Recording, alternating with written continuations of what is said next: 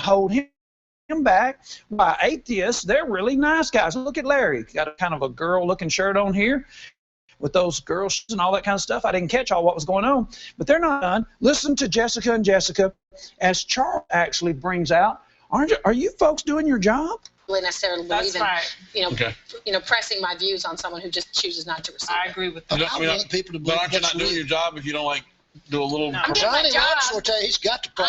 Did you get it? Charles said, "Aren't you not? Are you not? Are you doing your job?" Listen, Larry Serber is an individual who has a soul, y'all. Now, I put together a program each and every time I deal with him that I hope will bring Larry to his senses. You know what brings a person to their senses oftentimes? Here's a book right here that brought a Baptist. This book tells about a Baptist being brought to his senses. You know what brought him to his senses? A gentleman who was pressing him every single day with the hypocrisy that he was involved in, calling it the Bible. He demonstrated every day when he saw this guy. You know, his name is Michael. The guy who's in here would say to him, Michael, or he would call him Mr., and he would say, this is what you're doing, this is what the book says, and it just drove this guy crazy. What was he doing? He was pressing him. And Larry has soul, and they're saying, well, because Larry won't receive it, we're not going to press it. You know what? The devil's loving that. And guess who's going to be the loser there? Larry will be the loser. If we do not help Larry with these positions that are actually hypocritical, they're irrational. That it's irrational to believe as he does. His own great prophet, Richard Dawkins, constantly contradicts himself. And we want that tonight. We're going to show you the contradictions as we go along. But did you hear? I'm going to let you hear Charles again as Charles gets on them about not doing their job. He knows enough about religion that he knows they're not doing their job. Take a listen. But aren't you not doing your job if you don't like do a little? No. Views on someone who just chooses not to receive. I agree with that. I want people to believe. But aren't you not doing your job if you don't like do a little? No. I'm doing my job. Will tell you he's got to I'm doing my He's got to job. preach to you. I'm doing my job by being who I am and based on what I believe coming through me. That is baloney. I'm doing my job being who I am and what coming through me. What is this? Is this some kind of channeling show? Let's listen to that a little bit closer. What kind of babble was that? I've never heard that before. And based on what I believe coming through me. Now she's saying that what she'll do is she's going to be who she is, and it coming through her. Take another listen. See if I can get this thing to stop going on that. Now take a listen. This is a bit new to me. This statement that she's making. Johnny and them believe that it's their job to say coming through me. I'm doing my job. To preach to you. I'm doing my job by being who I am and based on what I believe. Now, here's what I see when she does her job.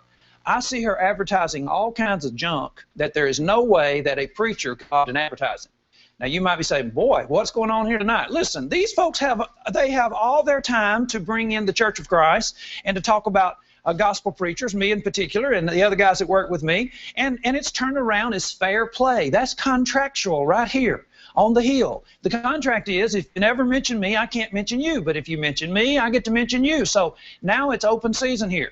What I see is Jessica involved in all kinds of things that gospel preachers should be opposed to. This is basically the same thing I see on the other guys in the Jackie Poe shows. They advertise everything. And it's kind of like, well, I mean, when Charles had his swim party, I remember Jessica trying to get her children to wear a bathing suit and them not wanting to. Isn't it the other way around? Shouldn't a preacher be wanting you not to expose yourself, your nudity? Shouldn't a preacher be wanting their children not to be dressing in a bathing suit? Have you seen bathing suits lately? But I heard her tell her daughter, why didn't you wear your bathing suit like I told you to? Why didn't you show off your skin? Why didn't you show your body? Why didn't you attract? That's what bathing suits do. Why do women wear bathing suits? You know, I thought about this the other day. I want you to get this. I thought about what a woman would do showing a lot of skin, a lot of flesh. Let's say, for instance, these women that show a lot of top. We actually, when you're talking about style or whatever, it's cleavage, a dress that opens up the top. What would a woman say if a man walked up and said, let me take a picture of that, I'd like to look at that later? What do you think a woman would say? Why do women expose us to that kind of thing? Why would a woman preacher ask her children to wear a bathing suit? Why would you go to a pool party where men are going to have everything off but their trunks and drinking You know, I know that some individuals there have actually admitted that they were over the top there in as far as drinking and whatnot. Why would you want to be involved in that? That's doing her job. That's what she says, and it's channeling through here. Now, I can see there's probably going to be some smoke rising up out of this little chimney as we go along. But, folks, this is, I mean, let's get down to it. They're saying now Johnny Robertson, if he was here, if the Church of Christ was here, we would be pressing. Guess what, folks? Somebody's got to press these points. I mean, here we are in a world where the Bible says, as far as past behavior, let's look at what the Bible says about her and what she should be preaching.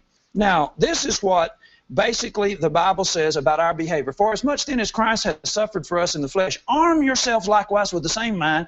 For he that has suffered in the flesh has ceased from sin, that he no longer should live the rest of his time in the flesh to the lust of men, but to the will of God. The time that you've already spent in the lust of the flesh, that's supposed to be the time frame that you live. You don't live that way anymore. Look at this. For the time of our past life may suffice us to have wrought the will of the Gentiles when we walked in lasciviousness. Now, getting out there with the bathing suits on with everybody else, that's lasciviousness. Lust, excess of wine, reveling, banquets, and abominable idolatry. That's the kind of lifestyle that actually takes place, and many people don't say anything about it. But look what Peter did. Peter didn't just go on with banqueting. Peter didn't just go on with revelings, excess of wine, drinking parties, lasciviousness, and lust. He didn't just say, well, I'm not going to press myself on people who don't believe like I do. I mean, what I do is I live it and I let it come through me. Well, I can tell you what, honey, it's not coming through you. I can see right through you. And all this business about being nice, Larry is basically playing y'all. He's laughing while he says they're so nice they don't even realize that the atheist is getting the upper hand on this show.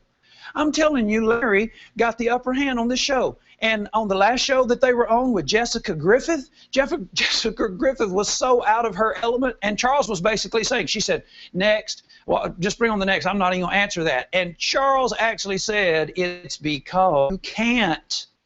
I couldn't believe it. I mean, the guy who is really supposed the world, that would be Charles, he recognizes that the preachers that he has on his show cannot answer. They're just basically sitting there being blasted one time, two times, three times, and they're just totally out, and they don't even realize it. And just over here clapping her hands at what Jessica Robinson is saying, and Larry is loving it. The atheist is loving what's taking place. Let's continue to listen. Coming through me. But don't so you think, Johnny, the fact that he said that my husband's nice, I'm nice. That's doing my job. Okay, but don't you think... Oh, I'm too nice to tell you that you're really destroying our country with this atheistic babble, saying that Troy was born a homosexual. And now we have, just exactly like we told you, individuals are now saying from the psychiatrist level, from the psychologist level, they're saying that you're born a pedophile. It's the exact same argument. It's going to go right down the pike, just like we said. And they're too nice to tell anybody. Is she too nice to tell him that smoking pot and looking at lesbians, and I mean, just let it all go? I mean, at some point, you know that you can get so involved in porn that you don't even enjoy your own mate anymore, that you have to be able to get what you're getting from the porn. Somebody says, well, that's not, why do you look at porn? I mean, you've got your own wife. He's got his own wife. Why does he look at porn? Because evidently he's not getting something from his wife that he gets from the porn. And you have to have more porn. How do I know that? He told us. He said, I wish that I could have real live lesbians. Porn's not enough. You see, no one's going to tell him that. You know what, folks? I love Larry Serber's soul. I like Larry Serber on most given days. When I'm around him, he's nice enough. He's nicer than she is the majority of the time. She doesn't like me because I press her. And she's generally pretty pouty when I'm around. Now, on the other hand, Larry is a nice guy when I'm around. He doesn't mind me pressing because he's got what he believes. And, Brian, we can go ahead and put our phone lines up if anybody wants to call in and take up for the nice folk. Who is the nice? Who's nice? Who's nicer? The atheist or the so-called pastors? And so I'm concerned about Larry. I spend hours and hours, just hundreds of dollars buying books and trying to build up a defense against Larry and the persons like him who are destroying the minds of your children. All right, let's go backwards. Well, let's go ahead and let this run a little bit, and then we'll go backwards. I think Johnny and them believe that it's their job to save you from hell, and they're preaching all the time. And if they see you doing something off, they've got to tell you, don't you feel like they're committed? They don't believe like you do. Johnny Robertson, James Oldfield, Mark McManus, and Micah and Caleb, they believe they've got to convert you. They've got to save you from hell. You know what? That was the greatest compliment I've ever been paid. I don't believe like Jessica Robinson and Jessica Griffith. And this atheist recognized it. We have got to try to save the persons through the gospel with whom we come into contact with. We try everything we can. And does Larry resent us? No. I talk to Larry on a regular basis throughout this time frame. I've spoken to Larry. I could call him up tomorrow or tonight and be assured that our conversation would start out on a nice, even keel, on a friendly. Now, we would get back and forth before it's all said and done if we were going to in any way talk about anything substantive, because I'm after Larry Serber's religion. Oh, he's got a religion. You think he doesn't have a religion? Let's get into Larry's religion tonight. Let's back up and let's let Larry remind us of his position in regard to atheism. Take a listen. We got to be very careful, folks. This is very subtle stuff.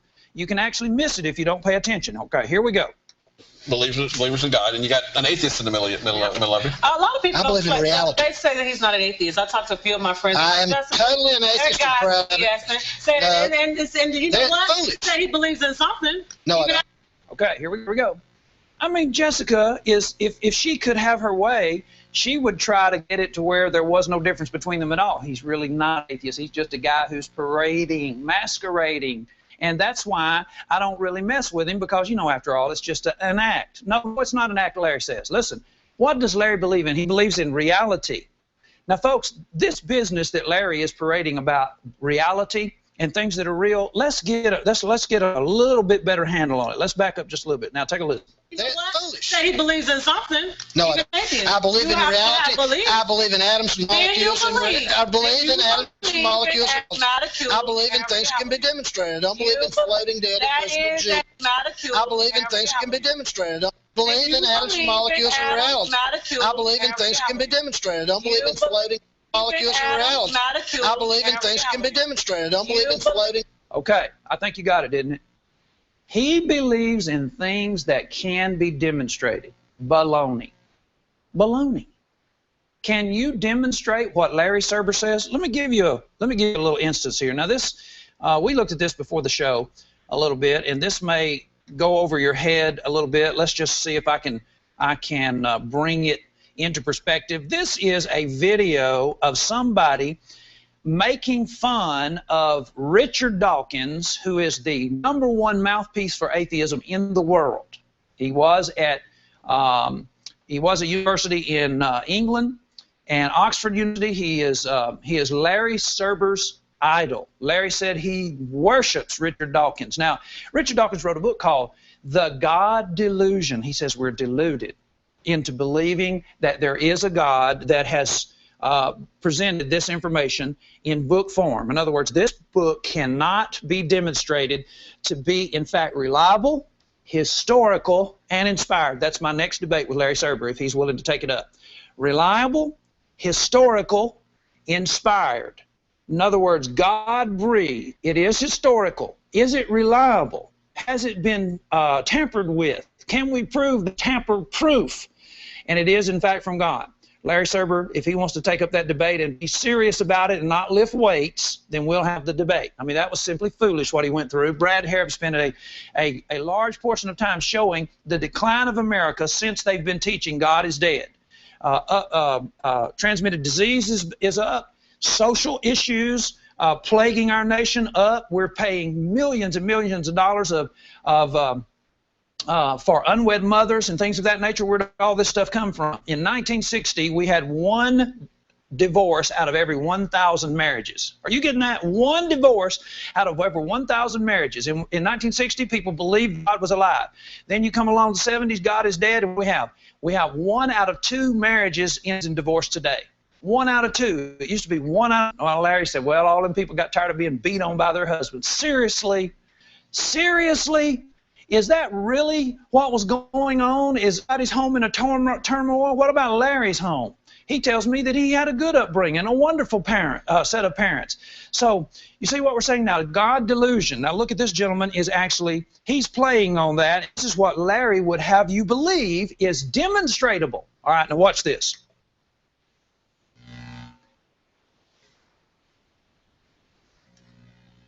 My volume gone? Okay, hold on just a minute.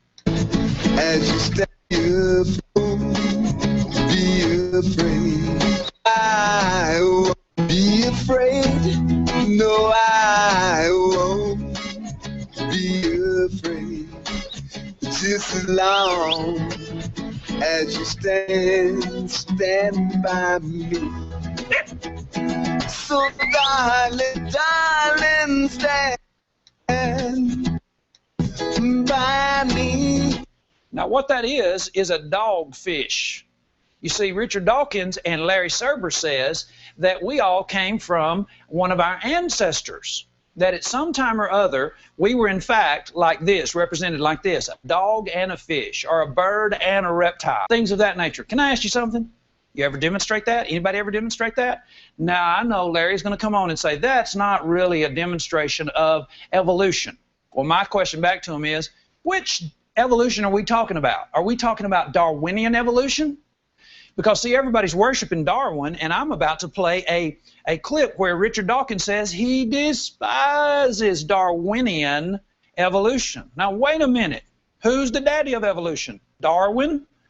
Well, what is evolution? Well, isn't it the Origin of Species book? Isn't that the Bible for these guys? Oh, no, Richard Dawkins despises that. You see what these guys do? They actually change the game plan on a regular basis. They change the rules as they go. You see, we were being taught in high school or in grade school when I was a kid that we're looking for that transitional fossil, that transitional missing link, that dog, half fish, half horse, half whatever, half man, half ape. Now, you know that's what you were taught. Now, Larry, he won't touch that with a 10-foot pole anymore. And neither will Richard Dawkins. Oh, no, those are our cousins. We were never part ape. Those are our cousins. They're fully whatever they were, and we're fully whatever we are, and we're all fully evolved. Are you kidding me? So demonstratable, don't lose me. He said demonstratable. So let's get down to, okay, let's take them and see if we can't make sure that we're getting it. Larry said that he likes to have things demonstratable. So basically what you're saying is science has demonstrated evolution, that it's proven it, and it showed us that billions and billions of years ago certain things happened. Well, let's listen to Richard Dawkins and see if he says that. Well, it's interesting because I think in the space of about 2 minutes, Richard has said two different things. One of which is that science can't tell us why we're here, and then in the next minute trying to say that it does. No, I said it can tell us why we're here. It can't. Okay, now here's the thing. Don't, please, folks, pay attention just long enough to get this. This guy says, Richard says, science cannot tell us why we're here, or it can tell us why we're here. And Richard disputes him. Let's listen to it again. He said two different things. One of which is that science can't tell us why we're here. Now, he's Australian, and he actually said can't. Now, I can't speak like an Australian, but he said cannot. Richard says science cannot tell us why we're here. Now, listen to what Richard says. Yes, we can. And then in the next minute, trying to say that it does. No, I said it can tell us why we're here. I said it can tell us why we're here. Science can tell us why we're here? Really? Science can tell us why we're here? Science tell us why molecules that were once in a single cell, a simple simple molecules, whatever, that they then, through natural selection, through evolution, they ended up becoming what was in a mud hole or a warm bog, ended up turning into a full-blown human. Science can tell us why. Why is that? Why did that happen? Why are you here? Go ahead and listen. Can't. Well, I simply contradict you in that case. Well, what is the reason that science gives why we're here? Science, how things happen. Science tells us nothing about why there was the Big Bang, why there is a transition from inanimate matter to living matter. Oh man, that's so good. Did you hear this? He said we're about to get the major answer to the question of the ages. Why did we turn from inanimate objects to living human beings? How is it that the Big Bang, no humans, no animals, no reptiles, none of that, how is it, why, how did that all happen? Now let's listen to Richard as he explains himself. Science is silent on, we could solve most of the questions in science and it would leave all the problems of life almost completely untouched. Why be good? There are, why be good is a separate question which I also came to. Why be good? It's a separate question. Really? Why be good is a separate question as to why we're here. You know what, folks? Why we're here and why be good are clearly related. Why we're here is we're created beings by God who intends for us to live a particular way. Why? That's why we be good. Now, he says being good, and I have several of his books, about 5 of his books. In one of them, he actually says being good is nothing. Being good cannot even be measured. You know why? Because there is no such thing as good. When you're talking about animals, does a lion know how to be good? Does an ape know how to be good? You are simply an extension of their DNA. You have evolved from them. We're all one. The circle of life business, that's their mindset. How do you be good? How come an animal, a man, an individual who is of our species now has the mindset to be good? No such thing. Not in their thinking process. Now, they may play around with it. Larry Silver has some weird ideas about being good. If you tear up his yard, you could be killed. But on the other hand, he's nice. His neighbor, one of his neighbors, Larry, cried when their dog died. Okay.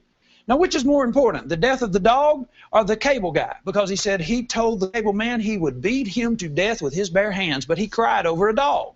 Now, which neighbor would you rather have?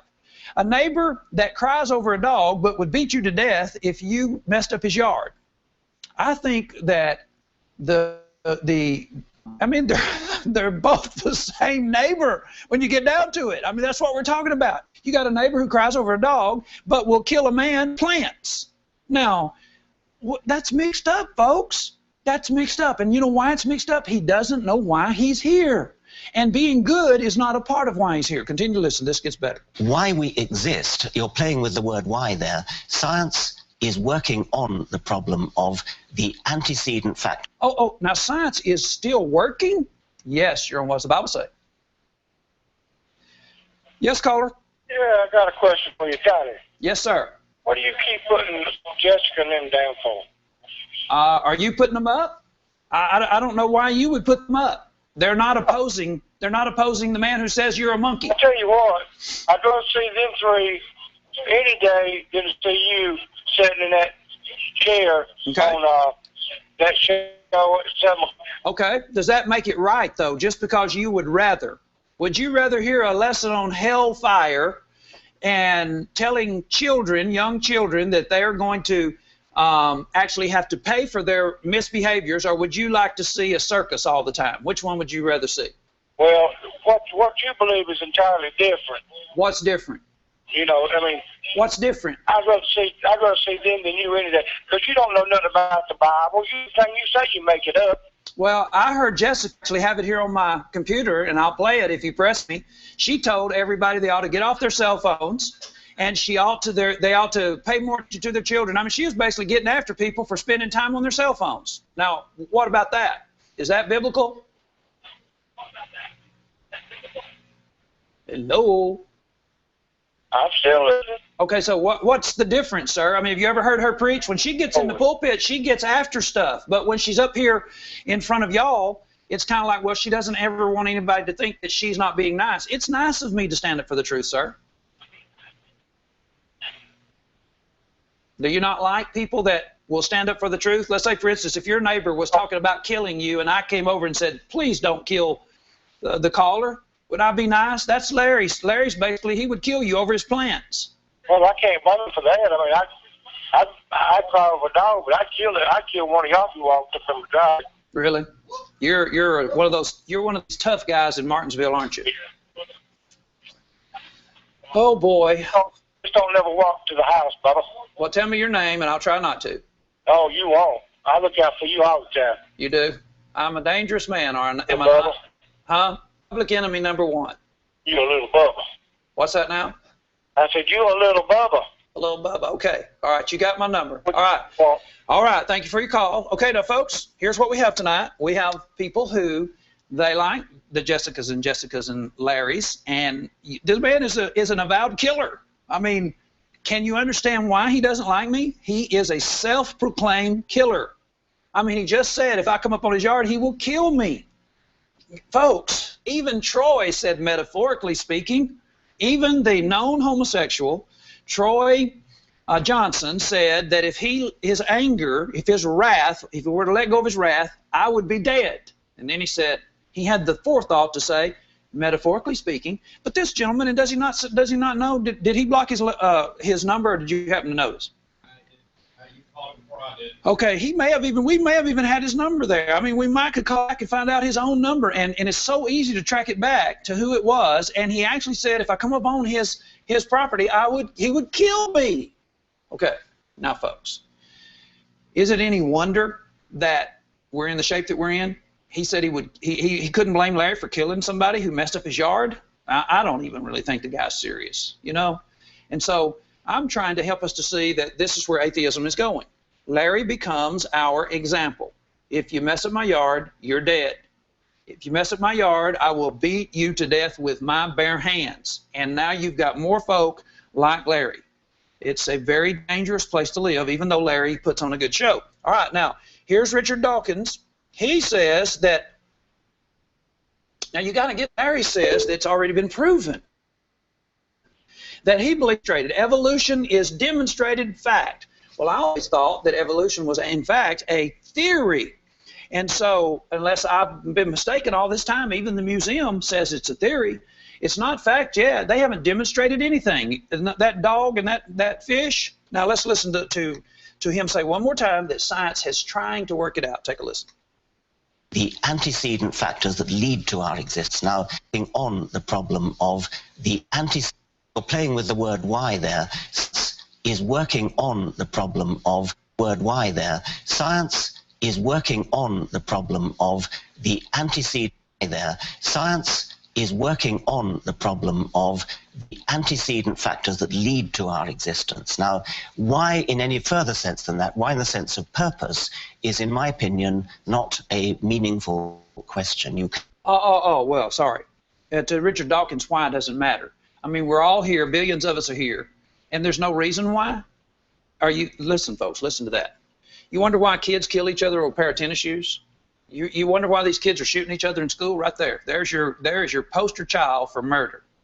Well, there is no reason for us to even think about why we're here. It's not even a discussion that he wants to get into. I'm sure it's not, because he has no answers. Nor does he have an answer for the antecedent facts or the antecedent reasons as to why we came into existence. See, that's what he just said. Antecedent, those things that are actually in front of the Big Bang. He does not know why things happened in such a way as to explode out there in the middle of nothing. Guess what happens later? He's got a good friend who wrote a book that actually says we all came from nothing. Can you be dumber than that?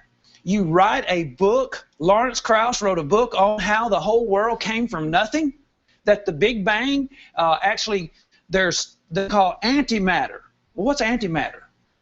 Opposed to matter or no matter? What does that mean? Something that isn't really matter? Something that's in a black hole? Well, don't you have to have a black hole? Don't you have to have something in existence? No, nothing. There's nothing there, Lawrence Krauss says. And all of a sudden, from nothing comes everything. Well, see, and he doesn't have an answer for that. He says they are working on it. Science is working on it. I thought Larry said it's all worked out. Folks, we've got Larry's number. It's all a game.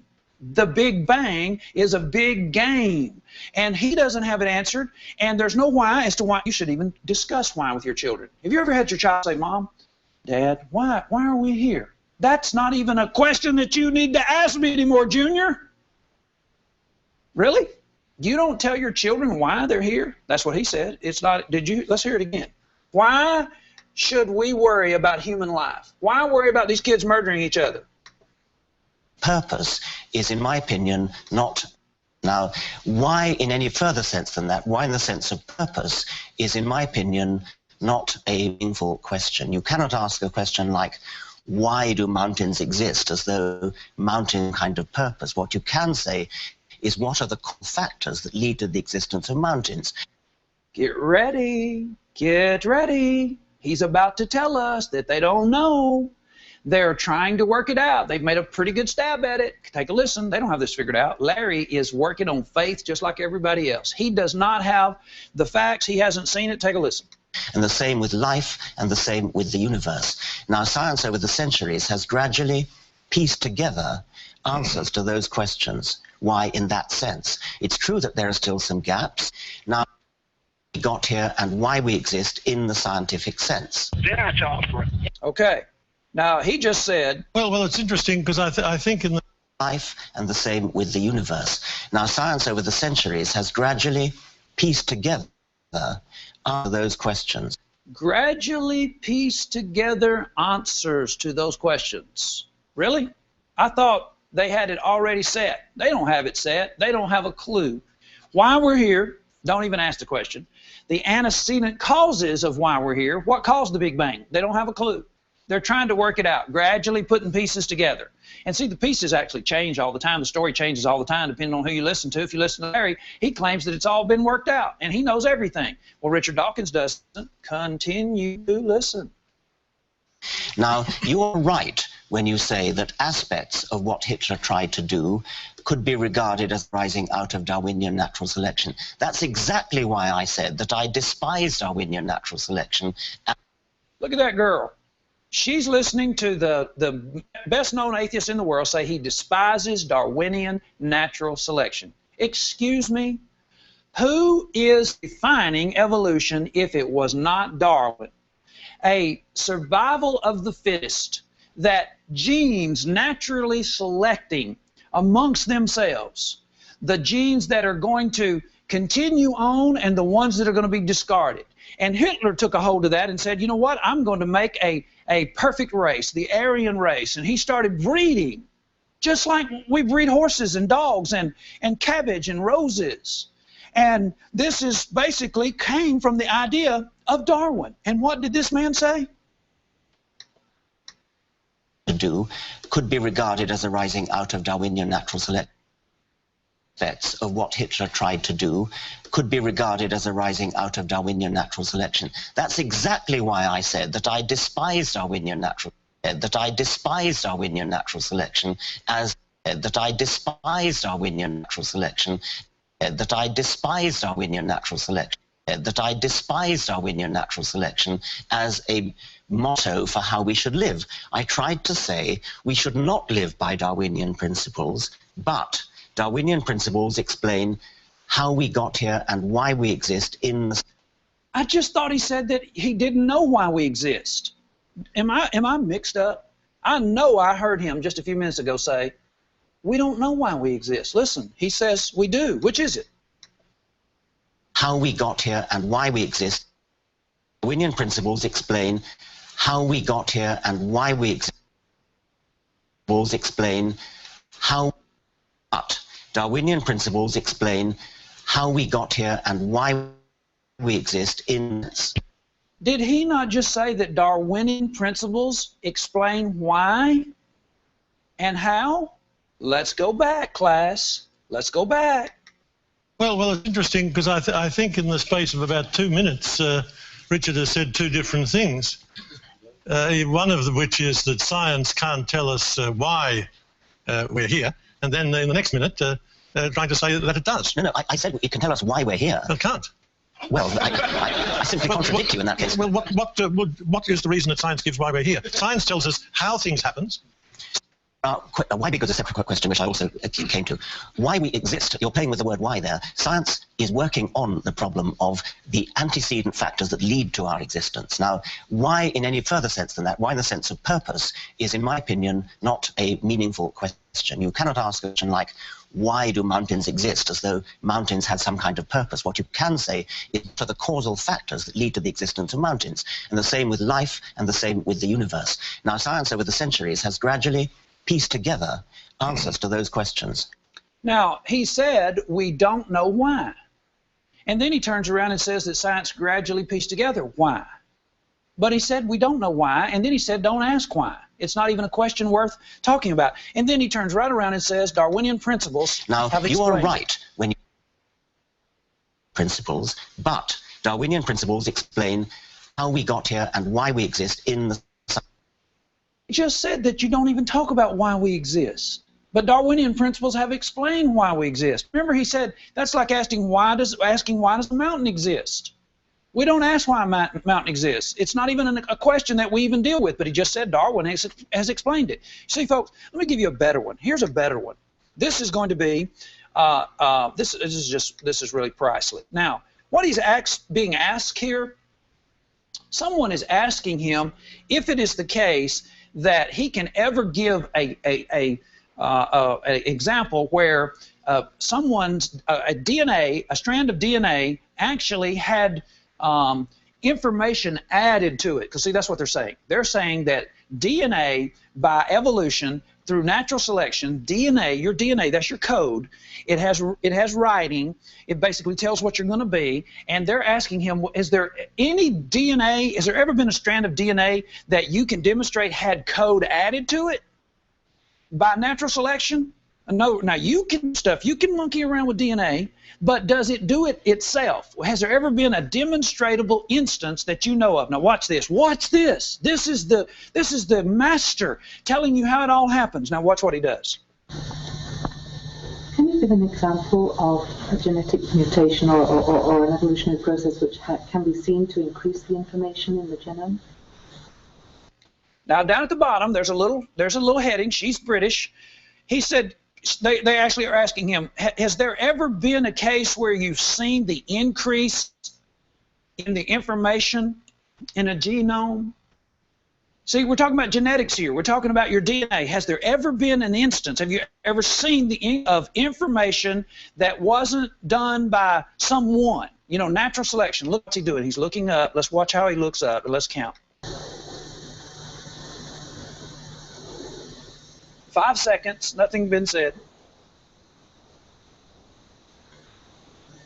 10 seconds, nothing been said. 10 seconds, he's sitting there staring up into the Darwinian heavens, wondering why. Why have I never seen information increased in a genome? Why is it that a strand, DNA has never increased on its own? And I don't know of, he doesn't know of any instance where he could actually allude to and point to where what they're saying happened has happened. 10 seconds, silence, chirping.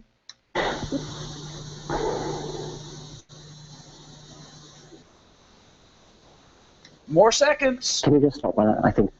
Stop the camera, stop the camera. So they stopped the camera. And now down at the bottom it says we're recording again. Now take a listen. He's going to explain why he couldn't explain. I'm recording. Okay. There's a popular misunderstanding of evolution which says that fish turned into reptiles and reptiles turned into mammals, and so somehow we ought to be able to look around and look at our ancestors. We ought to be able to see the intermediates between fish and reptiles and between reptiles and mammals. We ought to be able to see fish kind of on the way to becoming reptiles. But of course that's not the way it is at all. Fish. That's not the way it is at all. So we met in science class. I'm telling you, I was taught in science class, that's the way it is. That you look around and you watch a fish and a fish turn into a dog. That's what we were seeing a while ago. It's not that way. Reptiles don't, fish didn't get tired of sharks attacking them, and then they jumped out of the water and became a dog. And those models where you see a whale turning into a hippopotamus, it didn't really happen, was in our textbook. And the stuff's still in our textbook. Look at this. I'm going to show you an instance right here where a guy is actually... modern animals. A guy is actually being... really hounded. This gentleman's name is Ken Miller, and he is a major textbook writer in the United States, and he is really being questioned as to why he continues to put this particular model that we all saw. This is Kenneth Miller. Let me see if I can find the little picture here. It's where all of the embryos look the same. You remember that in science class? You look the same as a tadpole and all of that. That's basically what it's called, Hackles, I believe it is. It's a theory that he came up with. Let me just drop down here just a minute, and we'll probably be able to see an instant of it. That'll be a link. Here's Hackles embryos. Let's look at this.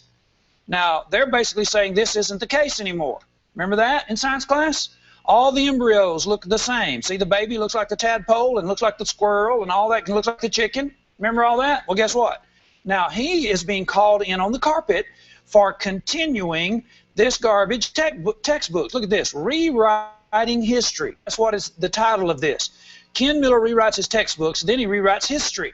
You see that? Now, what's taking place here with Richard Dawkins is he is in fact saying that it was never the case. Now, continue to listen to him. Now, this is the part that's really the best, folks. Larry Serber says he believes in demonstration. And we're going to do this again. Larry's not able to listen tonight. He's not on the Channel 8 viewing slot. He doesn't have internet, I don't think, strong enough to see the show. So we'll have to do this again for him so that he can, and we'll maybe give him a DVD, send him a quick DVD so he can get himself ready for a phone call or whatever. But he said he believes in things that are demonstratable. Now, I want you to listen closely because this guy says it's not going to be demonstratable. Only if you had been back there 3 billion years ago. And you're probably saying, no, Johnny, he didn't say that. Yes, he did. If you would have been back there, you would have seen it. What? That sounds like the stuff we deal with.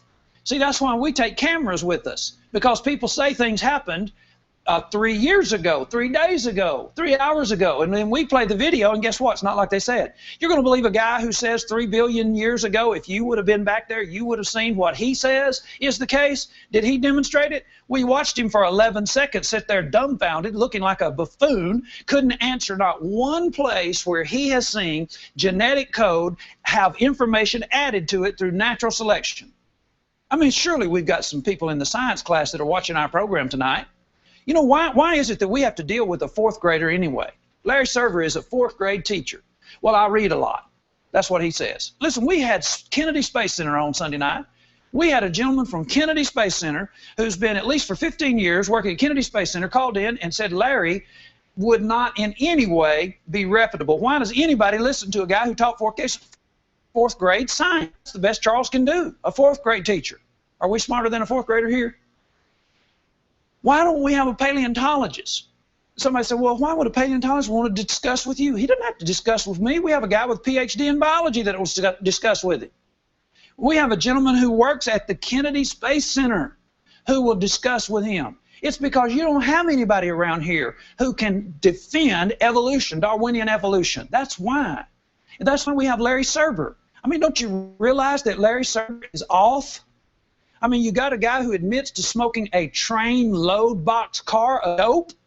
He admits to threatening the cable person within an inch of his life. Not even an inch. I'll beat you to death with my bare hands. You ever come on my property again? He wants to have multiple partners. He wants to watch multiple partners. He wants to watch same-sex individuals involved in multiple behaviors. I mean, the guy is out there. I've got some footage between the commercials that would make your toenails curl as to what he said would take place in his own biological makeup, R-rated movie or a triple X or X-rated movie. I mean, stuff, we were right here on the set, and he was talking about stuff that was embarrassing everybody. I mean, what are we talking about here? We're talking about you going off with this guy that called and getting to the point where you'd kill somebody for coming on your property? Peaceful individual. Has anybody ever seen me in an altercation? I am an individual. Do I press my views? Yeah. For the good of our community, somebody's got to step up and say, look, atheism is a hoax. All right, are you listening? Facts now, facts, demonstratable. Larry said, I believe in demonstratable things. All right, let's see what the chief, the captain says. Just as modern as we are, they're descended from ancestors, which we're descended. Way back 300 million years ago, there would have been an ancestor, which was the ancestor of modern fish and the ancestor of modern humans. And that ancestor, if you could have been there then, you could have seen the first step. If you could have been there then, you could have seen the first step. I thought you guys had demonstrated this stuff. I was actually wrong. I said 3 billion. He said 300. Let's get it right. If you had been there. It was the ancestor of modern fish and the ancestor of modern humans. And that ancestor, if you could have been there then, you could have seen the first steps towards the ancestor of modern humans. And that ancestor, if you could have been there then, modern humans, and that ancestor, if you could have been there then, you could have, and that ancestor, if you could have been there then, you could have seen the first steps towards a fish, say, coming out onto the land and becoming something like an amphibian. A long time ago, you wouldn't expect to see that today. And so quite a lot of the misunderstanding of evolution, I suppose, stems from the fact that people are looking at modern animals and thinking that Darwin has said we're descended from them. Well, we're not. We're not descended from modern fish. We're not descended from modern monkeys. We're not descended from modern apes. They are modern animals just as we. This is so dumb. This is so stupid that I can't even believe that anybody would listen to that. He just said that a reptile, if you had been back there 300 million or billion years ago, whichever, doesn't matter, give them trillions, and it still doesn't make it fact.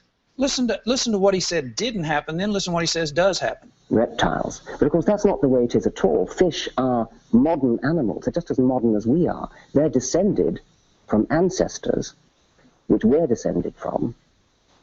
Way back 300 million years ago, there would have been an ancestor, which was the ancestor of modern fish and the ancestor of modern humans. And that ancestor, if you could have been there then, you could have seen the first steps towards a fish, say, coming out onto the land and becoming something like an amphibian. Now he's getting mixed up. He's basically saying that fish have always been fish, and then he says that if you had been back there 300 million years ago, let's make sure we get our millions and our billions, because they're all going to be, because we mixed up our billions and your millions, and none of them were there. None of them can prove this. He doesn't know why, can't prove why, despises Darwinian evolution, but he's sitting here talking all around himself, and he's saying if you could have been there 300 million years ago, you could have seen a fish turn into a reptile. But he just said a fish doesn't turn into a reptile. Listen. And look at our ancestors. We ought to be able to see the intermediates between fish and reptiles, and between reptiles and mammals. We ought to be able to see fish kind of on the way to becoming reptiles. But of course that's not the way it is at all. Fish. That's not the way it is at all. Fish do not become reptiles. I'll bet you $100. If I was a betting person, I could bet you $100. Oh, man, it just blows my mind how dense people can be. He just said fish do not become reptiles. And in just a few seconds, he's going to say, if you had been there 300 million years ago, you could see a fish become a reptile. Fish are modern animals. They're just as modern as we are. They're descended from ancestors, which we're descended from. Way back 300 million years ago, there would have been an ancestor, which was the ancestor of modern fish and the ancestor of modern humans. And that ancestor, if you could have been there then, you could have seen the first steps towards a fish, say, coming out onto the land and becoming something like an amphibian. You can tell he's mixed up.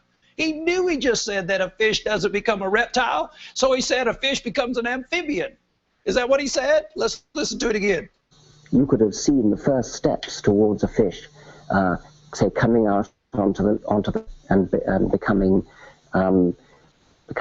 something like an amphibian. I better not say reptile, because I just said fish don't become reptiles. That's not the way it is at all. They're modern fish. They've always been fish. Our ancestors, their ancestors were fish. You see, he's so mixed up. Well, that leads me to my last clip. Let's notice Dawkins, as Dawkins really is. Take a listen.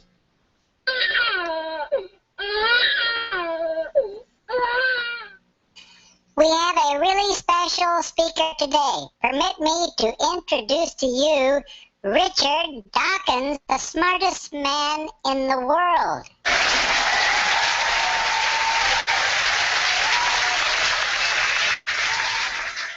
He will be speaking on quote mining and a few other things. Take it away, Richard. Today I want to talk about quote mining. I get quote mined and quote mined and quote mined. I am the most quote-mined person ever. Don't they realize I am the smartest man in the world? I know this stuff. It's awful, it's disgusting, and it's simply not fair. Look on the internet, and there are virtually millions of quote mines of me. Don't they realize what I mean really is what I say, the thing that I said when they quote me? Don't they realize what I mean is what I said to explain the thing that I said? It's the explanation they should quote, not I'm evolving. I'm evolving.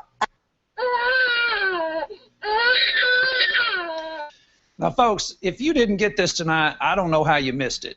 We showed out of the man's mouth as clear as day that he said we do not have an instance, it is not evolution, when a fish turns into a reptile. But if you had been back there 300 million years ago, you would have been able to see a fish come out on the bank, on the land, and then turn into, and he started looking off because he knew, you know what, I just said fish don't turn into reptiles, so I got to think of some other scientific fact. Sometimes, what kind of animal can I talk about that's not a reptile? Oh, I got it. A fish becoming an amphibian. What's the difference? He just said fish. Modern fish are the same as always. They've always been fish. They're the ancestors to fish. But then he turned right around and said what we said he said. You know what? You only learn this kind of stuff, this kind of information on what does the Bible say? Not only do we have the answers from God's Word for why we're here, how did we get here, we also have the answers for where we're going. What you need to do is always ask for a word from the Lord, and you'll get a what does the Bible say. God bless you. Good night.